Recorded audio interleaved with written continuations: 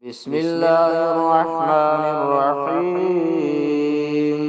الرحمن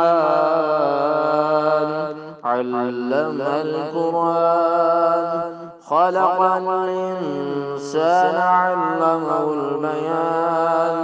الشمس والقمر بحسبان، والنجم والشجر يسجدان، والسماء رفعها ووضع الميزان ألا تطغوا في الميزان، وأقيموا الوزن بالقسط ولا تخسروا الميزان. والأرض وضعها للأنام، فيها فاكهة والنخل ذات الأكمام، والحب ذو العصف والريحان. فبأي آلاء ربكما تكذبان؟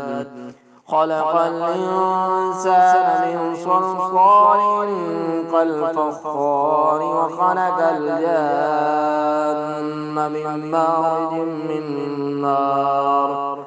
فبأي آلاء ربكما تكذبان؟ رب المشرقين ورب المغربين. فبأي آلاء ربكما تكذبان؟ مرج البحرين يلتقيان، بينهما برزخ لا يبغيان. فبأي آلاء ربكما تكذبان؟ يخرج منهما اللؤلؤ والمرجان. فبأي آلاء ربكما تكذبان؟ وله الجوار المنشآت في البحر كالأعلام. فبأي آلاء ربكما تكذبان؟ كل من عليها فان، ويبقى وجه ربك ذو الجلال والإكرام. فبأي آلاء ربكما تكذبان؟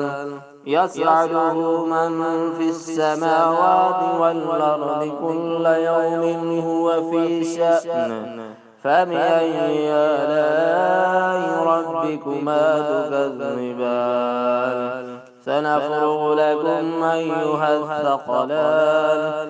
فبأي آلاء ربكما تكذبان؟ يا معشر الجن والإنس إن استطعتم أن تنفذوا من أقطار السماوات والأرض فانفذوا، لا تنفذون إلا بسلطان. فبأي آلاء ربكما تكذبان؟ يرسل عليكما شواظ من نار ونحاس فلا تنتصران. فبأي آلاء ربكما تكذبان؟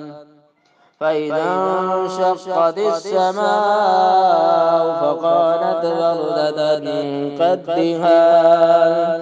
فبأي آلاء ربكما تكذبان؟ فيومئذ لا يسأل عن ذنبه إنس ولا جان. فبأي آلاء ربكما تكذبان؟ يعرف المجرمون بسيماهم، فيؤخذ بالنواصي والأقدام. فبأي آلاء ربكما تكذبان؟ هذه جهنم التي يكذب بها المجرمون، يطوفون بينها وبين حميم آن. فبأي آلاء ربكما تكذبان؟ ولمن خاف مقام ربه جنتان. فبأي آلاء ربكما تكذبان ذواتا أفنان فبأي آلاء ربكما تكذبان فيهما عينان تجريان فبأي آلاء ربكما تكذبان فيهما من كل فاكهة زوجان فبأي آلاء ربكما تكذبان متكئين على فرش بطائنها من استبرق وجنى الجنتين دان فبأي آلاء ربكما تكذبان فيهن قاصرات الطرف لم يطمثهن إنس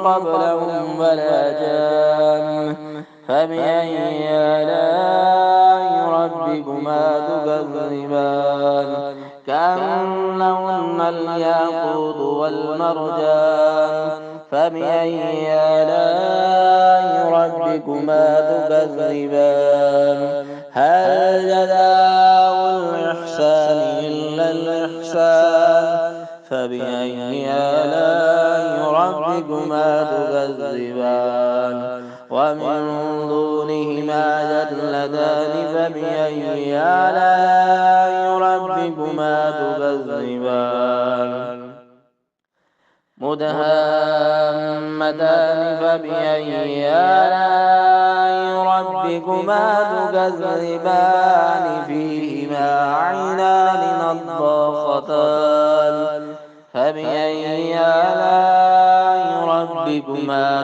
تكذبان فيهما فاكهة ونخل ورمان فبأي آلاء ربكما تكذبان فيهن خيرات حسان فبأي آلاء ربكما تكذبان حور مقصورات في الخيام فبأي آلاء ربكما تكذبان لم يطمثهن إنس قبلهم ولا جان فبأي آلاء ربكما تكذبان متكئين على رفرف خضر وعبقري حسان فبأي آلاء ربكما تكذبان تبارك اسم ربك ذي الجلال والإكرام